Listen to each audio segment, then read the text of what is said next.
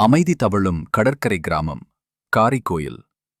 திருநெல்வேலி மாவட்டத்தின் தென்கோடியில் வங்கக்கடலின் நீல நிற அலைகள் தாலாட்டும் ஓர் அழகான கிராமம் காரிக்கோயில். புகழ்பெற்ற உவரிக்கும் கரைச்சுத்து புதூருக்கும் இடையே அமைதியாக வீற்றிருக்கிறது இந்த ஆன்மீக பூமி காரிக்கோயில்.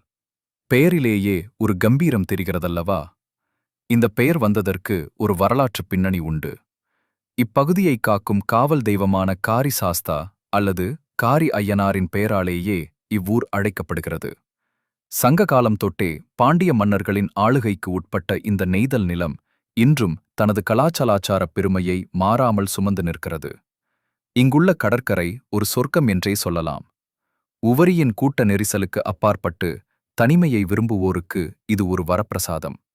செந்நிறத்தேரி மணலும் கடற்கரை மணலும் கைகோர்க்கும் இந்த நிலப்பரப்பில் பனை மரங்களின் தாலாட்டில் கடல் காற்று எப்போதும் வீசிக்கொண்டே இருக்கும். ஊரின் வடக்குத் தெருவில் வீற்றிருக்கும் அருள்மிகு பழவேசம் சுவாமி கோயில் இப்பகுதி மக்களின் நம்பிக்கையின் சின்னம்.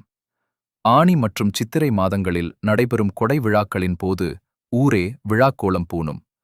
பம்பை மேளம் முழங்க, சாமி ஆட்டமாட, பக்தி பரவசத்தில் மூழ்கும் அந்த தருணம் சொல்லில் அடங்காதது. ஆன்மீகம் மட்டுமல்ல, இந்த ஊரின் இளைஞர்கள் விளையாட்டிலும் சளைத்தவர்கள் அல்ல.